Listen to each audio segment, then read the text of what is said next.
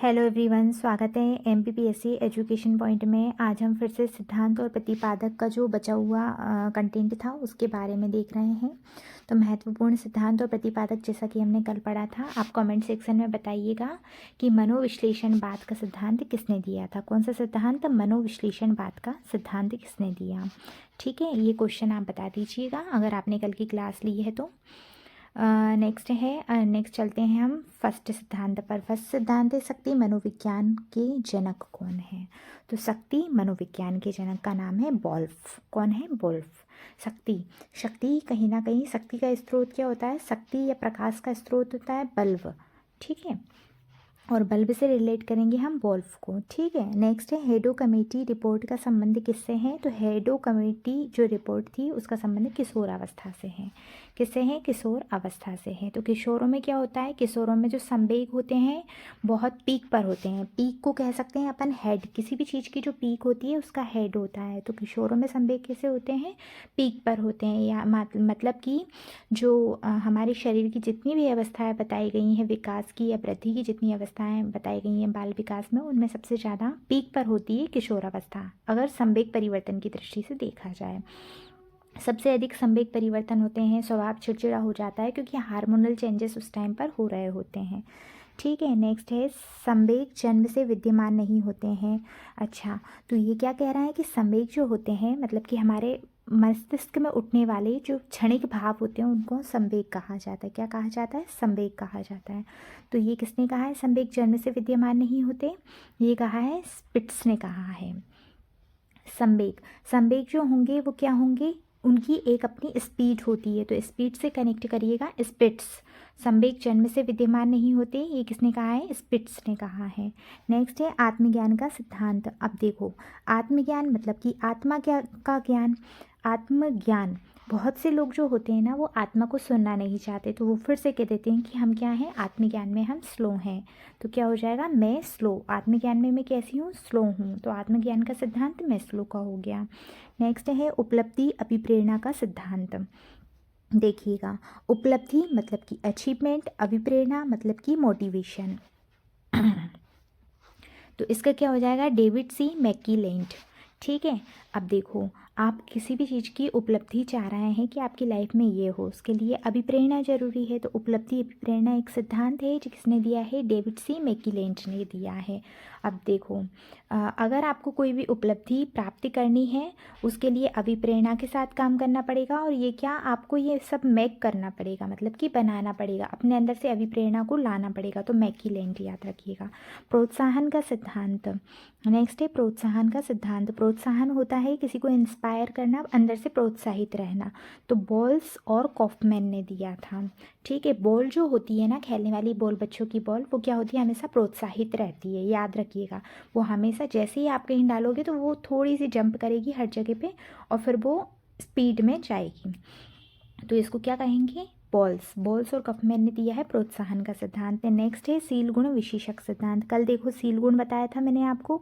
Seal गुण में क्या बोला था? मैं स्लो हूँ। तो सील गुण सिद्धांत मैं स्लो का है, लेकिन सील गुण विशेषक सिद्धांत किसका है? ऑलपोर्ट का है। ठीक है, तो किसका है? आलपोर्ट का है। सील गुण विशेषक सिद्धांत है आलपोर्ट का। नेक्स्ट है, इसको कैसे याद रख सकते हैं आप? तो सील गुण जो ऑल होते हैं ना, सभी लोगों में होते हैं। ठीक है, सील गुण हर इंसान चाहता है, सभी चाहते हैं कि हों। तो आल से आप याद रखना ऑल। ठीक है, ऑल मतलब सभी। ठीक है, तो ये हो जाएगा सील गुण विशेषक सिद्धांत ऑलपोर्ट का है। नेक्स्ट है व्यक्तित्व मापन की मांग का सिद्धांत। देखो, व्यक्तित्व को मापना है। ठीक है, व्यक्तित्व मापन की मांग का सिद्धांत। तो ये किसने दिया? हेनरी मुर्रे ने दिया था। किसने दिया था? हेनरी मुर्रे ने दिया था। ठीक है, तो कोई हैन है, वो क्या कर रही है? कोई मांग कर रही है। तो हेनरी ने कुछ मांगा। क्या मांगा? व्यक्तित्व मापन। उसने कहा मेरे व्यक्तित्व को मापो। ठीक है, तो व्यक्तित्व मापन का सिद्धांत है हेनरी मुर्रे का है। नेक्स्ट याद रखिएगा, अपन देखेंगे सामान्यीकरण का सिद्धांत। सामान्यीकरण का बहुत इंपॉर्टेंट सिद्धांत है जो कि है C.H. जड़न ने दिया है। किसने दिया है? C.H. जड़न ने दिया है। तो सामान्यीकरण का सिद्धांत दिया C.H. जड़न ने। ठीक है, जो चीज़ें सामान्य होती हैं ना वो एक तरह से मन मस्तिष्क में इस तरह बैठ जाती हैं जैसे कि वो जड़ सी गई हों, मतलब कि जड़ मतलब कि बहुत ही ऐसी अवस्था में कि उनको हिलाया डुलाया नहीं जा सकता। सामान्य चीज़ें हमेशा जड़ के रूप में पाई जाती हैं। तो याद रखना सामान्यीकरण का सिद्धांत CH जड़ का है। नेक्स्ट है स्वप्न विश्लेषण विधि। स्वप्न विश्लेषण विधि किसकी है? सिगमंड फ्राइड की है। सिगमंड फ्राइड की है स्वप्न विश्लेषण विधि। Interpretation of dream. Interpretation of dream, तो इसमें क्या है कि जो सपने हैं उनका इंटरप्रेट कैसे किया जाएगा? 3 आधार पर, चेतन मन, अवचेतन मन और अर्धचेतन मन। इसके बारे में भी उन्होंने सिगमंड फ्राइड ने बताया है इसी विधि में, स्वप्न विश्लेषण में। तो स्वप्न विश्लेषण याद रखेंगे हम, सिगमंड फ्राइड, ये बहुत ही इंपॉर्टेंट पर्सन है। यहाँ से एक प्रश्न आने की 100% संभावना है, याद रखिएगा। प्रोजेक्ट विधि, प्रोजेक्ट विधि के हैं किलपैट्रिक, याद रखना। प्रोजेक्ट विधि के कौन है? किलपैट्रिक। ये प्रोजेक्ट विधि बहुत ही अच्छी विधि मानी जाती है, कोई भी बच्चा प्रोजेक्ट विधि से बहुत जल्दी सीख लेता है। तो प्रोजेक्ट विधि के कौन है? किलपैट्रिक हैं। नेक्स्ट है मापनी भेदक बोध विधि। मापनी भेदक बोध विधि, इसके हैं एडवर्ड्स और किलपैट्रिक। तो प्रोजेक्ट विधि के साथ साथ उन्होंने एक और कौन सी विधि दी? मापनी भेदक बोध विधि, याद रखना। किलपैट्रिक की 2 विधियां हैं, प्रोजेक्ट विधि और मापनी भेदक बोध विधि। ठीक है। नेक्स्ट है योग निर्धारण विधि, इसके हैं लिकर्ट। ठीक है, योग का निर्धारण किसने किया? लिकर्ट ने किया। ठीक है, तो योग निर्धारण विधि के कौन हो गए? लिकर्ट हो गए। नेक्स्ट है स्केलोग्राम विधि। स्केलोग्राम विधि गटमैन की है। ठीक है, कौन से मैन की? गटमैन की है। तो स्केलोग्राम विधि किसकी हो गई? गटमैन की हो गई। ठीक है। नेक्स्ट है विभेद शाब्दिक विधि। विभेद शाब्दिक मतलब शब्दों का विभेद कर रहे हैं, कौन कर रहे हैं? आसगुड। अच्छे लोग करेंगे, तो आसगुड ने किया है, गुड। ठीक है, तो विभेद शाब्दिक विधि हो गई आसगुड की। नेक्स्ट है वंशसूत्र के नियम। अगर आप बायोलॉजी से हैं तो आपको पता होगा वंशसूत्र के नियम किसने दिए? ग्रेगर जोहान मेंडल ने दिए थे। ठीक है, मेंडल ने, जिसने मटर के पौधे पर आनुवंशिकी का प्रयोग किया था, उन्होंने वंशसूत्र के नियम दिए। नेक्स्ट है ब्रेल लिपि, लुइस ब्रेल, ये आपको याद होगा क्योंकि लुइस ब्रेल की जो लिपि है वो किसके लिए है? दृष्टिबाधित बच्चों के लिए है। किसके लिए है? दृष्टिबाधित बच्चों के लिए है, याद रखिएगा। नेक्स्ट है साहचर्य का सिद्धांत, ये दिया है अलेक्जेंडर बेन ने दिया। किसने दिया? अलेक्जेंडर बेन ने दिया है साहचर्य का सिद्धांत। साहचर्य का सिद्धांत दिया है अलेक्जेंडर बेन ने दिया। ठीक है, याद रखिएगा। नेक्स्ट देखेंगे हम व्यक्तित्व मापन के जीव सिद्धांत। तो व्यक्तित्व मापन के जीव सिद्धांत में देखेंगे ये किसने दिया था? व्यक्तित्व मापन का जो जीव सिद्धांत है वो दिया है गोल्डस्टीन ने। ठीक है, याद रखिएगा, गोल्डस्टीन ने दिया है व्यक्तित्व मापन का जीव सिद्धांत। नेक्स्ट है अधिगम सोपानिकी। मैंने कल आपको बताया था कि सोपान जो होता है वो टॉप पर होता है, उसको गिनना पड़ता है, तो क्या हो जाएगा? गेने। अधिगम सोपानिकी का सिद्धांत दिया था गेने, रॉबर्ट गेने ने, कल भी पढ़ा था हमने ये। सबलीकरण का सिद्धांत, सबलीकरण हल ने दिया। ठीक है, तो सबल कौन? अगर इंसान को सबल बनना है तो उसे हर चीज़ का हल पता होना चाहिए कि सॉल्यूशन क्या है, हर समस्या का सॉल्यूशन होगा तो सबल बन जाएगा। ठीक है, तल रूप का सिद्धांत कुर्टेलेविन का था। कुर्टेलेविन का कल मैंने एक और सिद्धांत बताया था, कौन सा सिद्धांत बताया था? क्षेत्रीय सिद्धांत। क्षेत्रीय सिद्धांत बताया था। तो कुर्टेलेविन के 2 सिद्धांत हैं, क्षेत्रीय सिद्धांत और दूसरा हो गया तल रूप का सिद्धांत, याद रखिएगा। किसका है? कुर्टेलेविन का हो गया।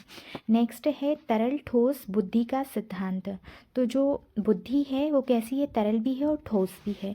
ये किसने कहा है? केटल ने कहा है।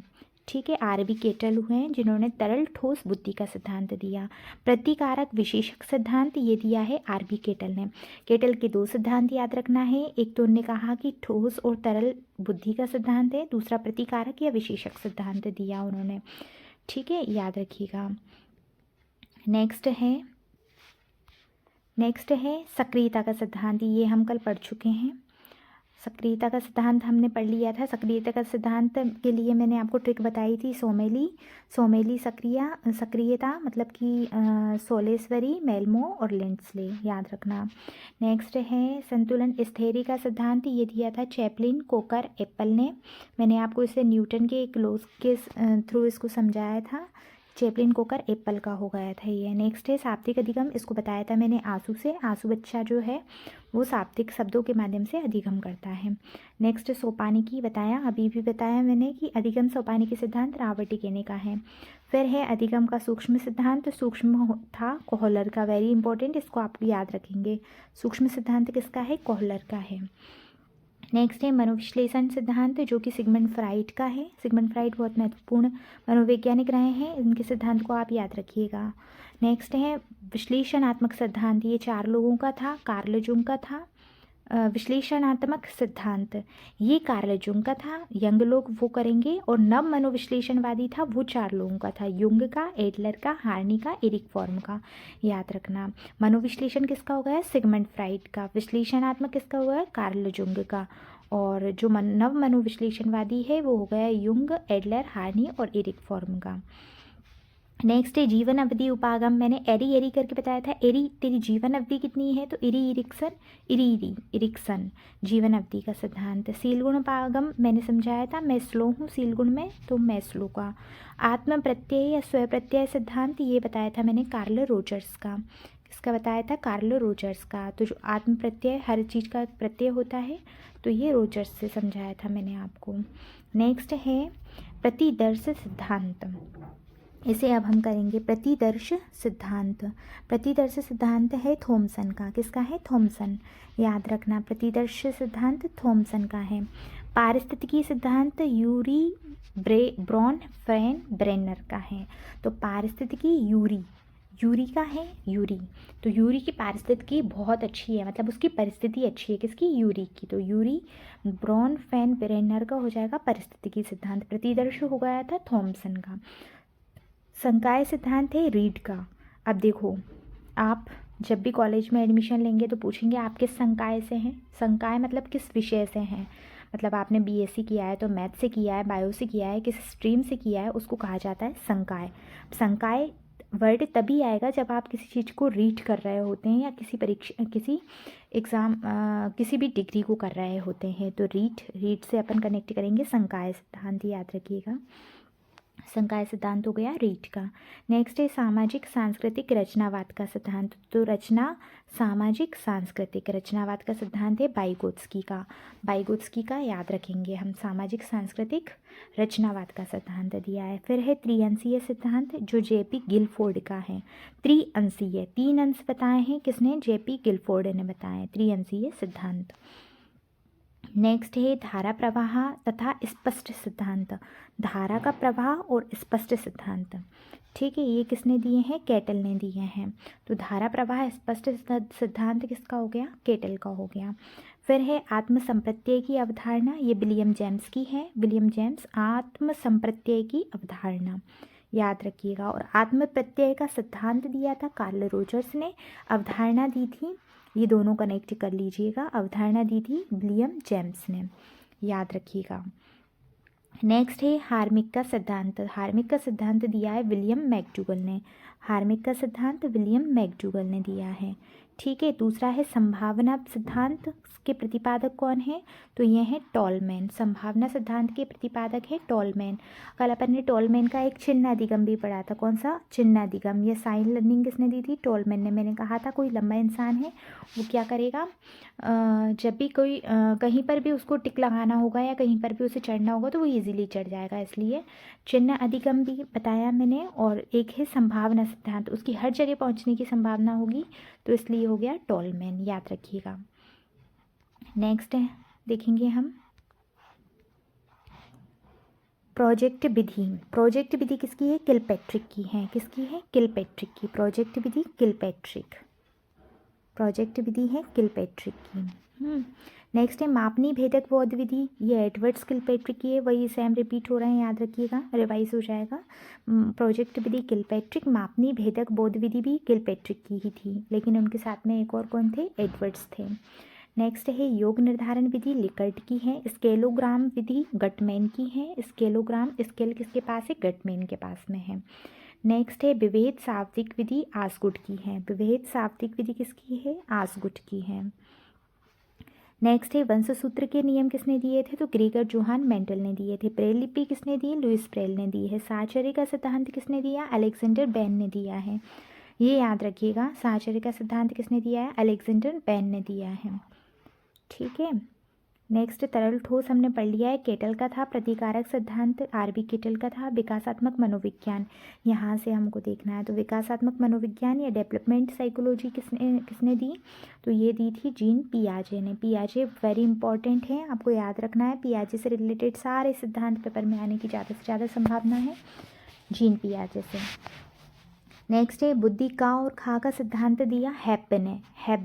हेब ने कहा था बुद्धि का और खा का सिद्धांत दिया है हेब ने। नेक्स्ट है अधिगम का सूक्ष्म सिद्धांत। सूक्ष्म सिद्धांत किसने दिया था, कोहलर ने। किसने दिया था, कोहलर ने। अधिगम का सूक्ष्म सिद्धांत कोहलर ने दिया। नेक्स्ट है स्केलोग्राम, अभी पढ़ा है हमने, किसने दिया, गटमैन ने दिया है। स्केलोग्राम गटमैन का है। फिर है बाल अपराध विज्ञान के जनक कौन है, सीजर लाम्ब्रोसो हैं। बाल अपराध जनक विज्ञान के जनक कौन है, अपराध विज्ञान के जनक कौन है, सीजर लाम्ब्रोसो। बाल अपराध मतलब बच्चों में जब असामाजिक प्रवृत्ति पाई जाती है, वो चोरी करने लगते हैं या फिर वो कोई अनैतिक कार्य करने लगते हैं, माता पिता का कहना नहीं मानते, स्कूल से भागने लग जाते हैं, या फिर वो अन्य तरह की कोई अनैतिक गतिविधियों में संलिप्त पाए जाते हैं, तो वो होता है बाल अपराध। बाल अपराध के जनक है सीजर लाम्ब्रोसो। नेक्स्ट है वंशसूत्र का नियम किसने दिया, तो हमने अभी पढ़ा है वंशसूत्र का नियम दिया था ग्रेगर जोहान मेंडल ने। ये कौन किसने दिया है, ग्रेगर जोहान मेंडल ने दिया। ठीक है, याद रखिएगा। नेक्स्ट है प्रयास एवं त्रुटि के सिद्धांत हम पढ़ चुके हैं। बालू का सिद्धांत, परमाणुवादी सिद्धांत, मात्रात्मक सिद्धांत, ये मैंने आपको बता दिया है। तो बाल विकास से रिलेटेड जितने भी इम्पोर्टेंट क्वेश्चन हो सकते थे सिद्धांत से रिलेटेड, उनके सिद्धांत एवं प्रतिपादक से रिलेटेड, वो सारे क्वेश्चन आज हमने फिनिश कर लिए हैं वन लाइनर फैक्ट के रूप में। तो आप इन्हें कंठस्थ कर लीजिएगा। पेपर में आने की 100% संभावना है। यहाँ से एक से दो प्रश्न 100% आने हैं। तो आप ये दोनों वीडियो अच्छे से कवर कर लीजिएगा, एक दो बार रिवाइज कर लीजिएगा, ताकि आपके ये क्वेश्चन कहीं भी छूटे ना और यहाँ से प्रश्न आपका बन जाए। ओके।